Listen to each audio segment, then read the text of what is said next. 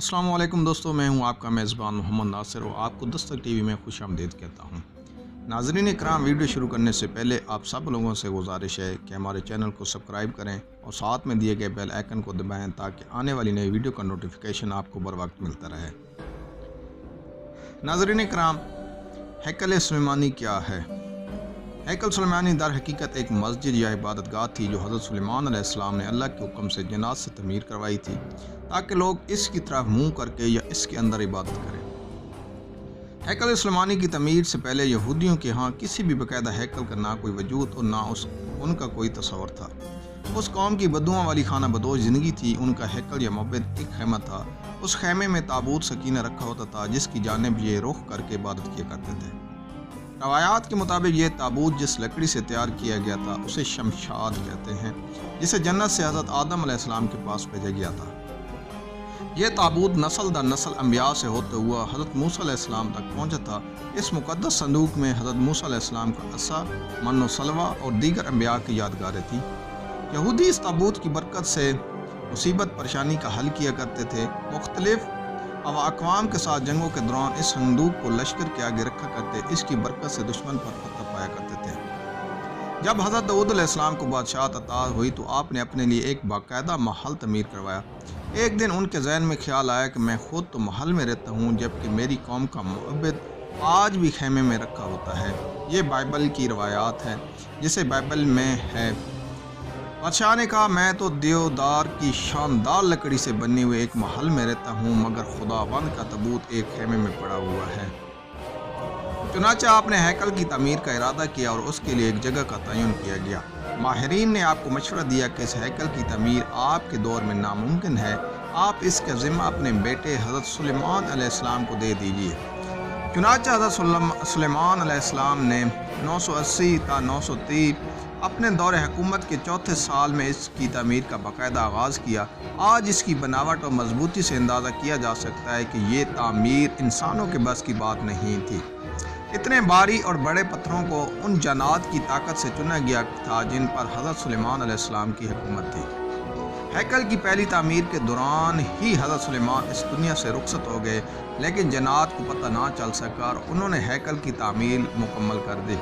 ये वाक़या आपने पहले भी पढ़ा होगा कि हज़रत सुलेमान की रूह अल्लाह ने दौरान इबादत ही कब्ज़ कर ली, लेकिन उसकी तरकीब इस तरह बनी कि आप एक लकड़ी पर सर और कमर रख के इबादत में मसरूफ़ हो गए और इस लकड़ी के सहारे से यूँ लगता था कि आप अब भी इबादत ही कर रहे हैं जबकि आपका इंतकाल हो चुका था। बहरहाल ये हैकल मुबद या मस्जिद बहुत आलीशान और वसी और अजीज़ तमीर की गई थी। हज़रत सुलेमान की वफ़ात के बाद इसमें 3 हिस्से कर दिए गए थे। बैरूनी हिस्से में आम लोग इबादत किया करते। इससे अगले हिस्से में उलमा जो कि अंबिया की औलाद में से होते उनकी इबादत की जगह थी। उससे अगले हिस्से में जिसे इंतहाई मुक़द्दस समझा जाता था उसमें ताबूत सकीना रखा गया था। इस हिस्से में किसी को भी दाखिल होने की इजाज़त नहीं थी सिवाय सबसे बड़े आलिम पेश इमाम के। वक्त गुज़रता रहा। उसी दौरान बनी इसराइल में पैगंबर महबूस होते रहे। ये कौम बद से बदतर होती रही। ये किसी भी तरह अपने गुनाहों से तौबा तैब होने या उनको तर्क करने के लिए तैयार नहीं थी।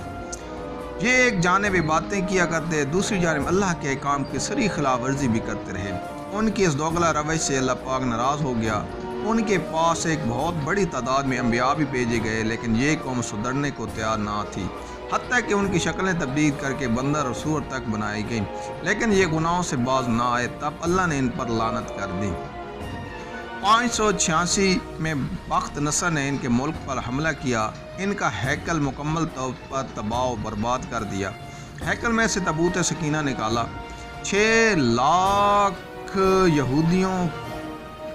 लाख के करीब यहूदियों को कत्ल किया। तकरीबन 2 लाख यहूदियों को कैद किया और अपने साथ बाबल, जिसका आजकल नाम है, इराक ले गया और शहर से बाहर यहूदी गुलामों की एक बस्ती तमीर की जिसका नाम तल अबीब रखा गया। 80 साल तक हैकल सफ़े हस्ती से मिटा रहा। दूसरी तरफ बख्त नसर ताबूत सकीना की शदीद बेहुरमती की और उसे कहीं फेंक दिया।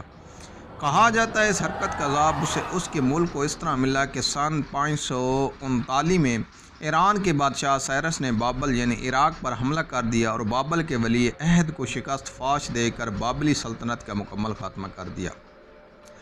سائرس ایک نرم دل اور انصاف پسند حکمران تھا۔ اس نے تل ابیب کے تمام قیدیوں کو آزاد کر کے ان کو واپس یروشلم جانے کی اجازت دے دی اور ساتھ میں ان کو ہیکل کی نئے سرے سے تعمیر کی بھی اجازت دے دی۔ ساتھ میں اس کی تعمیر کے لیے ہر طرح کی مدد فراہم کرنے کا وعدہ بھی کر لیا۔ چنانچہ ہیکل کی دوسری تعمیر 538 میں شروع ہوئی، لیکن تعمیر کا کام سر انجام دینے والے کو اپنے ہم وطن دشمنوں کی اتنی زیادہ مخالفت کا سامنا کرنا پڑا کہ تعمیراتی کام جلد ہی عملی طور پر بند ہو گیا اور داریوس اول کے دور حکومت کا مداخلت ہی کا شکار رہا۔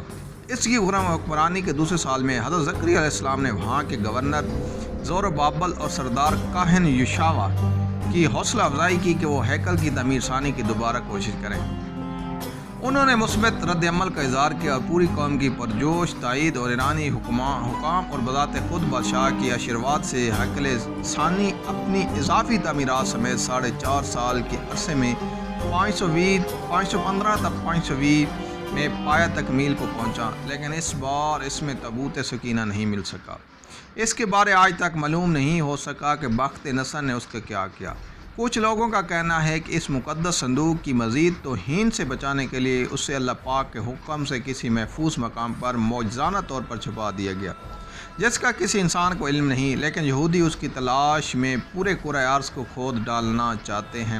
ایک اور دلچسپ بات، عام طور پر تاریخ دان ہیکل کی 2 دفعہ تعمیر اور 2 دفعہ تباہی کا ذکر کرتے ہیں۔ تاریخ کے مطالعے سے ایک بات سامنے آئی ہے کہ ایسا نہیں۔ اس ہیکل کو 3 بار تعمیر کیا گیا، لیکن اس کے ساتھ بھی ایک دلچسپ کہانی وجود میں آئی۔ ہیروڈس بادشاہ، جو کہ حضرت عیسیٰ علیہ السلام کی پیدائش سے چند سال پہلے کا بادشاہ ہے، اس نے جب اس کی بہتر طریقے سے تعمیر کی نیت کی تو یہودیوں کے دل میں ایک خوف پیدا ہوا کہ اگر اسے نئے سرے سے تعمیر کے لیے گرایا گیا تو دوبارہ تعمیر نہیں ہو گیا۔ ہیروڈس نے ان کو بہلانے کے لیے کہا کہ وہ صرف اس کی مرمت کرانا چاہتا ہے، اسے گرانا نہیں چاہتا۔ چنانچہ 19 کافمی میں اس نے ہیکل کے ایک طرف کے حصے کو گرا کر اسے تبدیلی کے ساتھ اور کچھ وسیع کر کے تعمیر کروایا۔ یہ طریقہ کامیاب رہا اور یوں یہودیوں کی عبادت میں خلل ڈالے بغیر تھوڑا تھوڑا کر کے ہیکل گرایا جاتا اور اس کی جگہ نیا اور پہلے سے مختلف ہیکل وجود میں آتا رہا۔ یہ کام 18 ماہ میں مکمل ہوا اور یوں تیسری بار ہیروڈس کے ذریعے ایک نیا ہیکل وجود میں آ گیا۔ ناظرین کرام، کچھ عرصہ بعد حضرت عیسیٰ علیہ السلام کا ظہور ہوا۔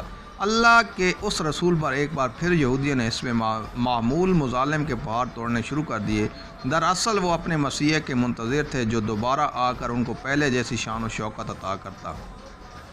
حضرت عیسیٰ علیہ السلام کے مصلوب ہونے کا واقعہ پیش آیا۔ آپ کے مصلوب ہونے کے 80 سال بعد ایک بار پھر یہودیوں پر اللہ کا عذاب نازل ہوا۔ اس بار اس عذاب کا نام ٹائٹس تھا۔ یہ رومی جرنیل بابل کے بادشاہ بخت نصر سے بھی زیادہ ظالم ثابت ہوا۔ اس نے ایک دن میں لاکھوں یہودیوں کو تہ کر دیا۔ اس نے ہیروڈس کے بنائے ہوئے عظیم الشان ہیکل کی اینٹ سے اینٹ بجا دی اور یہودیوں کو ہمیشہ کے لیے یروشلم سے نکال باہر کیا۔ یہودی پوری دنیا میں بکھر کر اور رسوا ہو کر رہ گئے۔ کم و بیش 1800-1900 سال تک بھٹکنے کے بعد برطانیہ نے جب فلسطین پر قبضہ کیا تو ساتھ ہی ایک ناجائز بچے اسرائیل کو فلسطین میں جنم دے دیا، اور یوں صدیوں سے دھکے کھانے والی قوم کو ایک بار پھر اس ملک اسرائیل میں اکٹھے ہونے کی اجازت مل گئی۔ لیکن یہ قوم اپنی ہزاروں سال پرانی گندی فطرت سے باز نہ آئی۔ یہ برطانیہ کے جنم دیے اسرائیل تک محدود نہ رہے، ایک بار پھر ہمسایہ ممالک کے لیے اپنی فطرت سے مجبور ہو کر مصیبت بننے لگے۔ 5 جون 1968 کو اس نے شام کی گولان کی پہاڑیوں پر قبضہ کر لیا۔ 1968 میں اردن کے مغربی کنارے پر قابض ہو گئے۔ 80 سال مصر کے علاقے پر بھی کنٹرول کر لیا۔ آج اس قوم کی شرارتیں اور پھرتیاں دیکھ کر اندازہ ہوتا ہے کہ یہ آج سے 2-3 ہزار سال پہلے بھی کس قدر سازشی رہے ہوں گے، جس کی وجہ سے اللہ نے ان پر لعنت کر دی تھی۔ مسلمان ممالک کی ناسمجھی اور بزدلی کی وجہ سے اب اس نے پوری دنیا کے مسلمان ممالک میں آگ لگا کر رکھ دی ہے۔ اب ان کا اگلا مشن جلد از جلد اس ہیکل کی تعمیر ہے، اور اس ہیکل میں تخت داؤد اور تابوت سکینہ کو دوبارہ رکھنا ہے، تاکہ ایک بار پھر یہ اپنے مسیح یہودی زبان کا لفظ کے آنے پر پوری دنیا پر اپنی حکومت قائم کر سکے، اور یہ کام انتہائی تیز رفتاری سے کر رہے ہیں۔ اس ہیکل کی تعمیر کے نتیجے میں یہ پوری دنیا جنگ کی آگ میں لپٹ جائے گی۔ امریکہ کے صدر ڈونلڈ ٹرمپ کا اسرائیل کے دارالخلافہ کی تبدیلی کا اعلان بھی اسی سلسلے کی ایک کڑی ہے، لیکن مسلمان اقوام کو کوئی پرواہ نہیں۔ اللہ ہم مسلمانوں میں اتحاد قائم کرے اور ہمیشہ اپنے حفظ و امان میں رکھے، آمین ثم آمین۔